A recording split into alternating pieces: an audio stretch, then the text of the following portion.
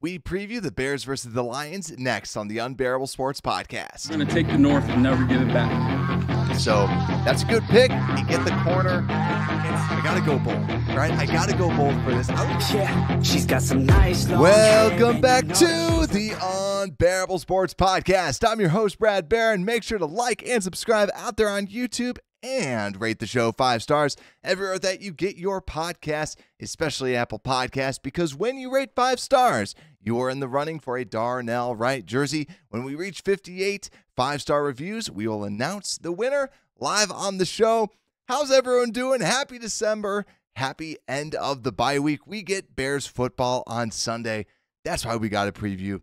Bears versus the Lions. We're hoping for the second win in a row. This has never happened in the Matt Eberflus era. So hopefully we can get a dub. Hopefully we can kind of redeem ourselves, because if you remember, last time that the Bears played the Lions, Bears were winning throughout the game. Bears were playing well. They were playing like the better team. They forced multiple turnovers, and ultimately they came up short at the very end, losing 31-26 at Detroit. So hopefully tides turn, and we'll break down everything. We'll break down the predictions. We'll break down offense and the injuries and the defense. Let's go through it. Let's start out with the injuries, because the Bears are healthy. We had the bye week, like we were saying. Bears bye week. And really the only person who is a definite out is actually Equanimeous St. Brown, who did not participate with the pectoral injury on Thursday and Friday. So he is listed as out for the game. But we have Velus Jones Jr., Yannick Ngakoue, and Tyler Scott all questionable. So I still feel like Tyler Scott could play because he was limited, but Velus was out today with an illness. So we'll just see how severe the illness is. But it's definitely interesting to see what's going to happen with the Bears, because without EQ St. Brown, even though that he's not the greatest receiver of all time, when St. Brown's not able to play, there is a big dip in what you have at the wide receiver position. And if you don't have Velus, you don't have, if Scott is kind of hobbled, I could see a lot more 2 tight end sets out there, because now you have good depth at tight end. Why not give them a chance rather than the other wide receivers? That's just my take on it. I'd rather see more tight ends. But what do you think? Is there a specific wide receiver that you want to see out there instead? Because to me, there is a big divide between the 1 and 2 and everybody else. And I forgot who it was that posted this out on Twitter, but somebody made a post that it's like above 60% to Darnell Mooney and DJ Moore, but then it's like below 50%, I want to say, for everyone else. So there is no third wide receiver for the Bears, and the Bears definitely need one. But let's break down the offense, and we have to start with Justin Fields, because last game, Justin Fields had over 100 yards rushing. He had 169 passing yards and 1 touchdown, was sacked only twice, but ultimately fumbled the football and gave it up at the end of the game. One of the biggest fumbles that ended up happening, but ultimately that was what cost the Bears to ultimately lose the game, was the last play of the game. So let's talk about this, because Justin Fields, I think, actually has a pretty good chance against this defense. When you look at the defense, they've been banged up for the Detroit Lions, and also Aleem McNeil is not going to be out there. Aleem McNeil, their big defensive tackle, that caused the Bears a lot of troubles, especially Lucas Patrick in the middle of that line. But ultimately, you're only seeing really Aiden Hutchinson as a threat, as a pass rusher. But when I'm looking at this, I'm curious to see if the Lions are going to be trying to sell out and defend the running game as much as possible. The Lions have not been good against Justin Fields in stopping the run, and I'm curious if part of that last game was because Fields was coming off of an injury. We didn't know how much he was going to run it, and turns out Bears are like, no, we're going to keep on feeding him. We're going to have him run it, and you're not expecting this. So I'm curious if the Lions are going to come out with Brian Branch, who's their slot/box safety, the rookie out of Alabama. I'm curious if he's going to be spying Justin Fields a little bit more. Are they going to have a different game plan to stop Fields from running? Because it seems like every time he goes against the Lions, he just cooks them on the ground. And I know my friends that are Lions fans will text me. They're like, why don't the Lions stop him? I actually feel like they're probably going to try and game plan against that. So I'm looking in the air a little bit more for Justin Fields. I'm looking to see, can he throw it to his wide receivers? Can they start putting out some of those 2 tight end sets and really kind of take advantage of this beaten up secondary for the Detroit Lions? They've lost a lot of people out there. The safeties haven't been playing as well as they normally do, like with Kirby Joseph and Walker, and Tracy Walker as the other safety. You can still attack this secondary. And I'm looking at like a Cam Sutton or especially a Jerry Jacobs, third-year undrafted rookie free agent out of Arkansas, someone who has struggled in coverage that the Bears should be able to take advantage of. I'm looking at Darnell Mooney and hoping that he has a good game. I know that for some reason Justin Fields is not throwing it to him as much as he should be this year, but I do think that you should be able to take advantage of those kind of poor cornerbacks and get it to your number 1 and number 2 wide receivers. You look at last game, that the Bears targeted DJ Moore 9 times, 7 receptions, 96 yards. And of course, it's DJ Moore fighting people off and getting those extra yards. Give it to your playmakers on the outside. Hopefully Mooney shifts more to the outside. They play more 2 tight end personnel. That is what I think is a key to this game. But when we also look at the running game, I still like the idea of running it with Fields, right? Make the Detroit Lions show that they can stop Justin Fields, because quite frankly, they just can't. They just can't stop him. So keep feeding it to him until they show that they can stop him. And last game was interesting, but they had McNeil out there. Khalil Herbert only ran for 2.2 yards a carry, and Deonta Foreman 2.3. Roschon Johnson had a good game, and it was 5 yards per carry. I feel like the Bears should be able to still run it against the Detroit Lions. They are an aggressive team. And Hutchinson is a good run defender, but I still feel like this is the Bears' identity, running the football. I still am not super concerned with that. And I think ultimately when I look at this game, I think that the Bears can get the yards against this Detroit defense. And I think that this is a good prove-it game for Justin Fields. Throw the ball out there, and I think that there can be a lot on his shoulders to attack this Detroit Lions team that is struggling a little bit.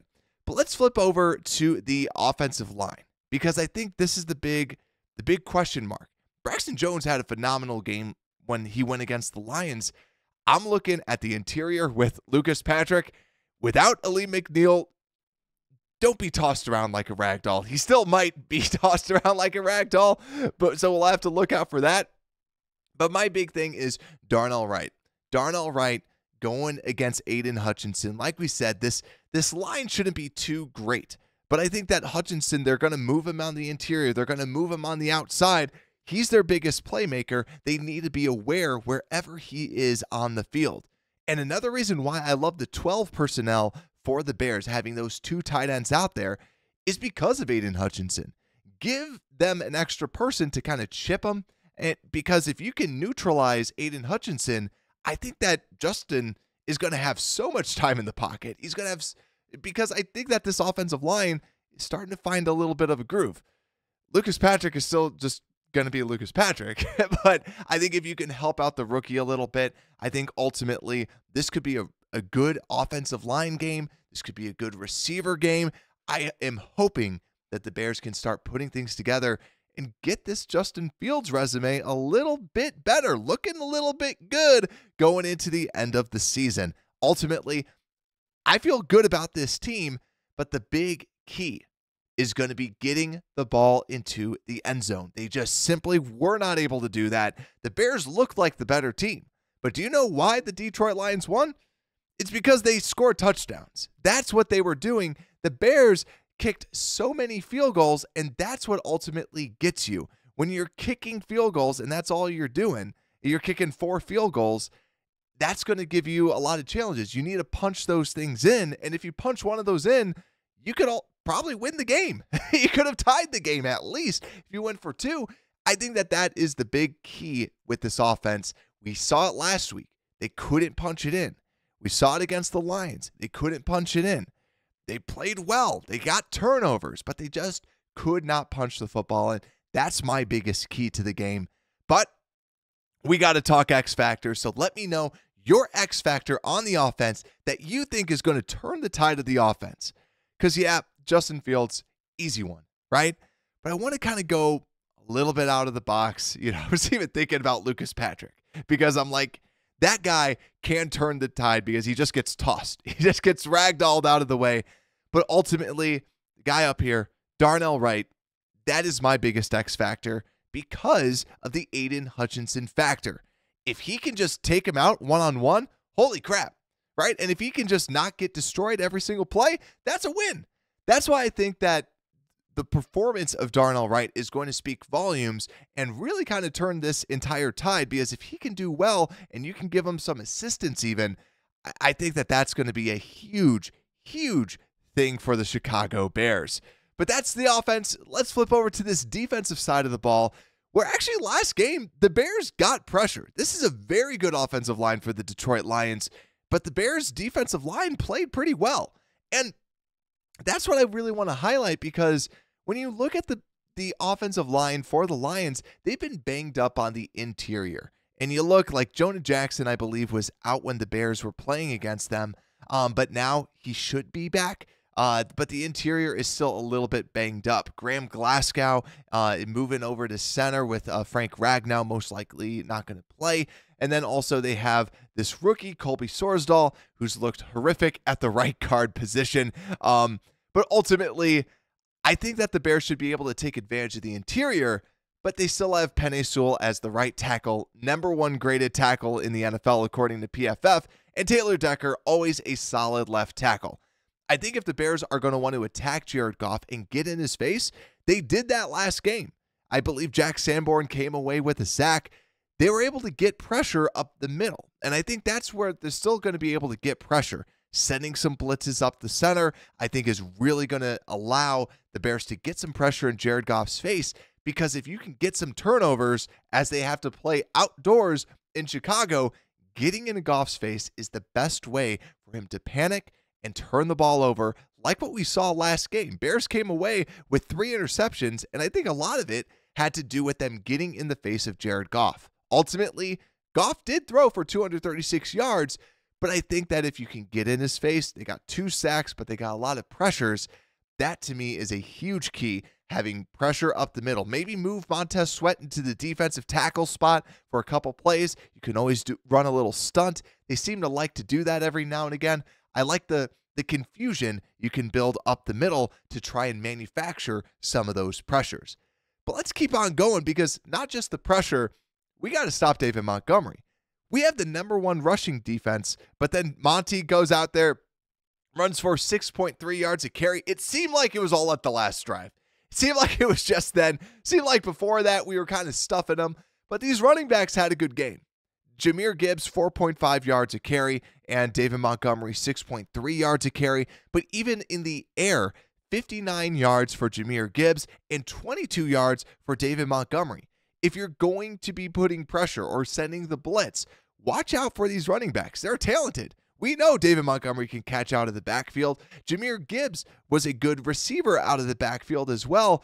I'm looking at these linebackers to try and, they might be blitzing. The linebackers, the safeties are some core people to be looking out for, to watch out for those people coming out of the backfield, because that's where Goff ultimately ended up going. Besides Amon-Ra St. Brown, he was going, oh, look, I have these running backs right here. I'll just dump it off to them, completing 8 passes to his running back. So ultimately, a third of his completed passes going to the running backs, and then another third going to none other than Amon-Ra St. Brown.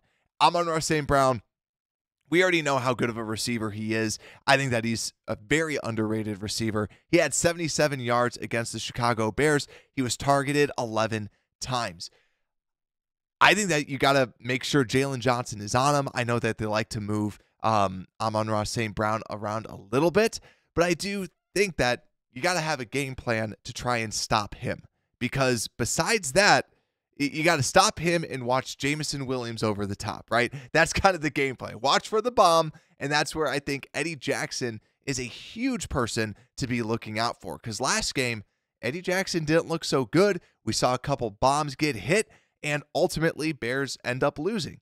that is something that is key. I actually, not to give away X factors, I think safeties are going to be a huge proponent in all of this because of those potential deep shots. And also, if they're sending a blitz, usually it can be those safeties that then come up and cover some of those players. But let's talk about it, right? Let's talk about this X factor, because I think ultimately my X factor on defense, let me know your X factor on defense. Because when I look at this, I think the interior, you could kind of call someone out. Walker had a phenomenal game last time. Hopefully they kind of keep playing him at that defensive tackle more and more, because I think that he gives you this quickness, this speed. That's kind of his best spot, in my opinion. I think a big X factor, though, for me is Eddie Jackson. I think after the game, I said I gave him the Take a Lap award, right? I didn't think that he played the best game, and I thought that he let up some of those big plays. Eddie Jackson is one of those guys that he'll either have a type of game or he'll look phenomenal. And I think that usually against the Lions, he usually has those phenomenal plays. Maybe he gets that pick six that he kind of can get against those Detroit Lions. I think Eddie Jackson, my X factor, I'm hoping for a big game out of Eddie Jackson. But another thing we haven't talked about is Tyreek Stevenson. He's not my X factor, but I wanted to at least just bring this up because if you look at this defensive statistics chart, for those that are watching on YouTube, Terrell Smith is PFF's 34th rated cornerback, which is pretty darn good. Terrell Smith has looked very good as a cornerback, right? I'm not here to say that he's the replacement of Jalen Johnson like some people say. I don't think that, but I think that he's a very good corner that you got in the 5th round. We said it when they drafted him. He's got the size. He's got the speed. He just had that 1 year of production at Minnesota. So you would quickly realize, is he a player in the NFL? Right now, he's looking good. Now, a big reason why his PFF grade is so good is because his run defense grade is a whopping 90.5. Coverage grade is just a 62.9, which is 68th, right? And I think that's where he's kind of at, in my opinion, just watching. I don't think that he's elite. I think that he's just looked good. He's looked like a good player. And so with Stevenson coming back, what does Stevenson look like? Stevenson had a good game against the Lions. It was one of his best games, in my opinion, when I was watching the tape. Terrell Smith, though, he's good. So Stevenson better watch out. I think that he just needs to continue to do well. Both of them, it's a good problem to have. You have two young corners that have a lot of potential. So Stevenson, I'm looking at him this game. Can he have another good game against the Detroit Lions? But guys, let's get into the game predictions, because the predictions are the biggest piece, right? And I got to say right now, it might just be the bye week, right? Bears just won. We're riding high, even though we kind of hardly won. We didn't score too much. I feel like the Bears have a chance here.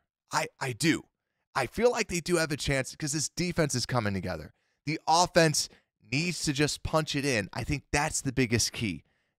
If the offense can punch it in, I think that the Bears can win this game. But when I look at this, if I have to be put on record, I'm going to say I actually kind of like the score of the last game. I kind of want to just like go with the same score as before. Let's see. If I had to choose, let's go 24-20 or 24-28 or 23-28 Detroit Lions win.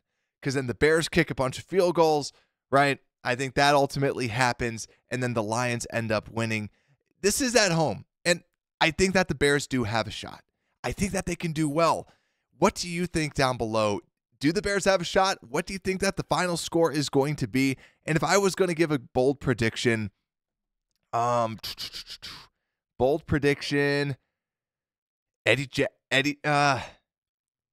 sack by DeMarcus Walker up the middle. Plays defensive tackle for a snap, goes up the middle, gets a sack. Not super bold, right? Not insanely bold, but I do have the Bears losing. Not super bold, but I think that it makes a lot of sense. Or if I was going to go bold, I don't fully believe this, but I really do think that Darnell Mooney should have a good game. Get him included. He's a good receiver. This is his contract year. I would love to see him get the ball and it's frustrating watching the tape because you can see that he's kind of defeated out there. I think ultimately you got to give him the ball. Otherwise, I'd hate to see him move on, but it really is starting to look that way. So, ladies and gentlemen, it's time for everyone's favorite time. It is coin flip time to see what the coin flip has to say. It always goes tails for some reason. So, heads will be the Bears win. Tails means the Bears lose. So, let's check this out. Let's flip this coin. And ultimately, it says tails. I should just get a normal coin. I don't know why it always says tails every single time, but it does. Every now and again, it does do heads, but you heard it. They think the coin flip bracket says that the Lions are going to win. Like I said, let me know what you think below. I am hoping for a good game, and I'm hoping that the Bears can win their second game in a row because we just saw the New England Patriots win. Bears have a very good chance of getting that first pick in the draft. That's where, to me, I just want to see the Bears win. I want to see Justin Fields do as well as he can, because if Justin Fields can show that he's the guy, you can use that first-round pick on Marvin Harrison Jr. You can use the other pick on other talent, a defensive player, an offensive player, whoever you want. If Fields plays well and Fields, it shows that he's the guy more and more and more, we all win, right? We all win here. So let's see ultimately what goes on. But guys, thank you so much. Make sure to like and subscribe out there on YouTube. And with that, Unbearable Sports Podcast, we are out.